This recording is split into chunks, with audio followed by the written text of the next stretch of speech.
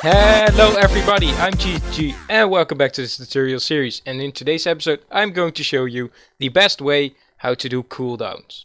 Doing cooldowns can be done in multiple ways, although not every way is a good way, because you do not want to use any schedulers actually for cooldowns, at least not the type of cooldowns I'm referring to, because that's just not, you do not need it, and it will only cost extra computer power, and this will be an extra heavy load on your server and slow down your server. Instead, you want to create a method to bypass those schedulers. As you can see, I've created a new plugin called Cooldowns over here, and I've got main class Cooldown where I registered the listeners. You can do the listeners on another class, but I'm just doing it in the Cooldown to keep the amount of classes down. And what we want to do is we want to create, just for this tutorial, we want to create a onPlayer, right click, and of course there will be a player interact event. Call it E for event, and then what we want to do is if e.get action dot equals action dot right click block, and e.get hand dot equals equipment slot dot hand, so that we only do it once and not with the offhand. And what we want to do over here is we want to send them a message, so we want to check for the cooldown. Of course, this is not the way you should use cooldowns, it should be on an item usage, but just for the tutorial's sake, I'm just going to show it in a simple way. So check cooldown. If the cooldown is over, then we want to do something and reset the cooldown. And otherwise, we want to send message with remaining cooldown.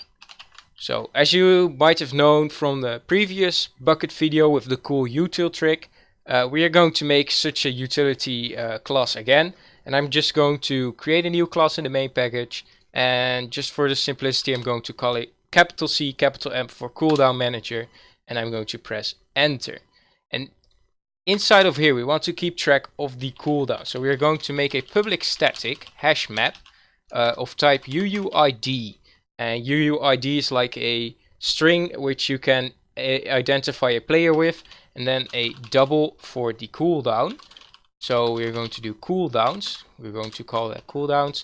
And to make sure that cooldowns is actually set, I'm going to make a public static void, and it's going to be called cooldowns, which we will call from the main class inside of the onEnable method, so that we know that cooldowns is not null, but instead it is something. So what we are going to do over here is cooldowns equals a new hash map.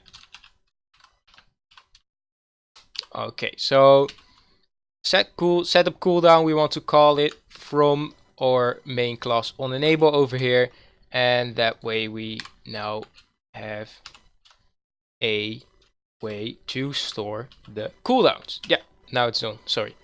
And what we are going to do is we are going to make three methods. We're going to do a set cooldown, a check cooldown method, so that we can check the cooldown, and we are going to use a get cooldown method. That way we can, that's all the things you need to use for. Okay, so to set the cooldown, I'm going to make a public static void so that we can call it from other classes, and set cooldown is going to take in a player variable and an int of the amount of seconds you want to make the cooldown.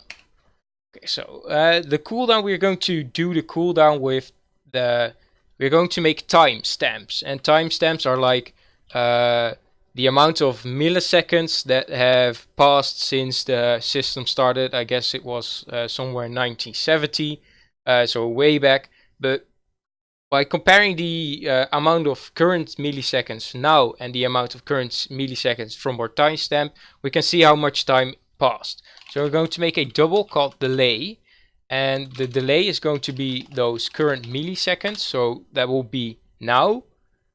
And then we are going to add the amount of seconds we want times 1,000, because 1 millisecond is 1,000 of a second, so to transition between seconds and milliseconds you need to do it times 1,000.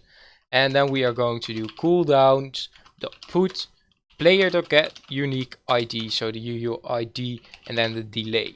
So this will be like the moment where the cooldown has passed in the future. So this is like the amount of seconds in the future, and we're keeping track of that by getting the time now and adding the amount of seconds we want, of course, transitioned into the milliseconds.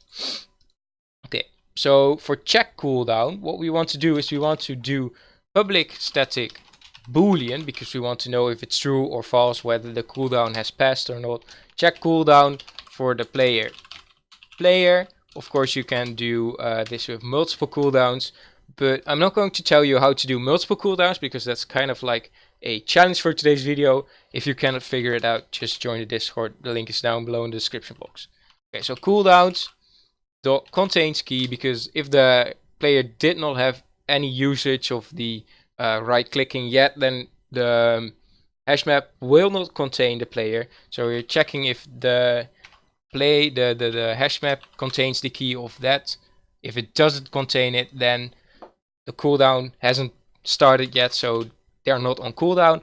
Or if cooldowns.get the player, so player.get unique ID, is smaller than or equal to the current time, because current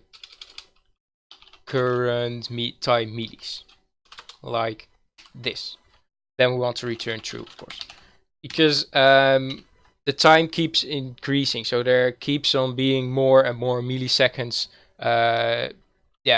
after that point. So we want to check if the time is below that. If the cooldown is below the current time, it means enough seconds have passed and the player can use it. Otherwise, we want to return false if that's not the case.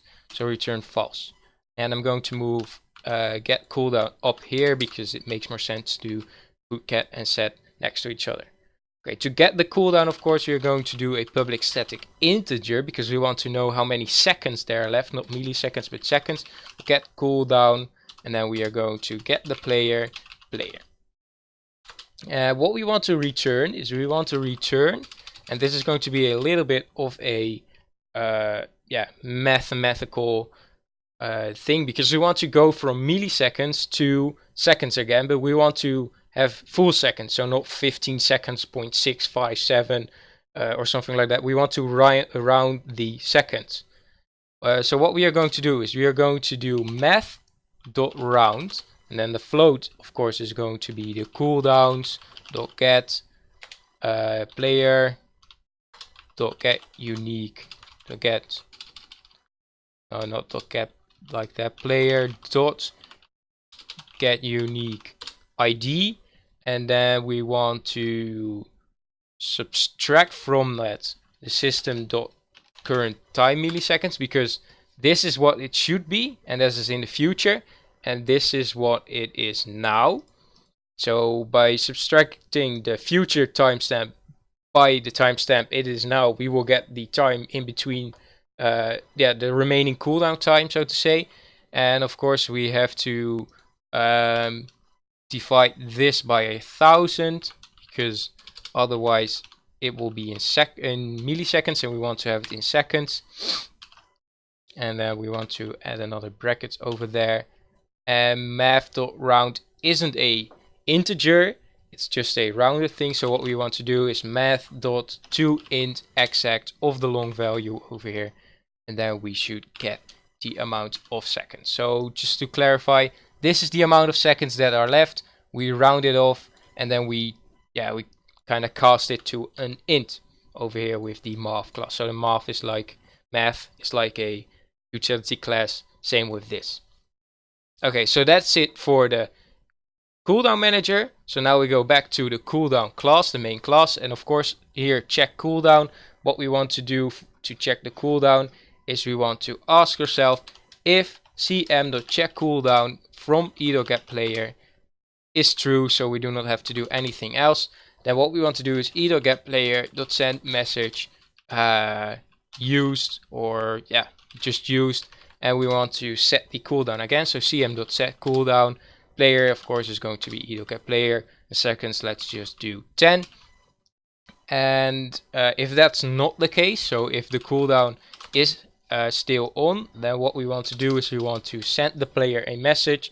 So either get player not send message saying that you cannot do this for another, and then input the amount of seconds. So cm.get cooldown player get player that should be get player no player. I can type today get player and just add seconds after this. And that's actually how easy it is. It's not really taxing on the server. It's not going to cause any lag or anything like that. And if you want to do multiple cooldowns per player, that's the challenge. If you cannot figure it out, as I said, in the description box you will find a link to the Discord channel. Hope to see you over there. Anyway, let's get into the server. See you over there. So we're inside Minecraft now. I've started up the server and let's go take a look at what we have created. As you can see, if I now right click the ground, it says used, and if I right click it again, it counts down from 10 to 0. That's it for today's episode. Hope you enjoyed. If you did, leave a like. If you want to see more, subscribe. If you got any feedback or suggestions, down below in the comment section or in the description box you will find a link to the Discord channel. Hope to see you over there. Thanks for watching. See you next time. Bye.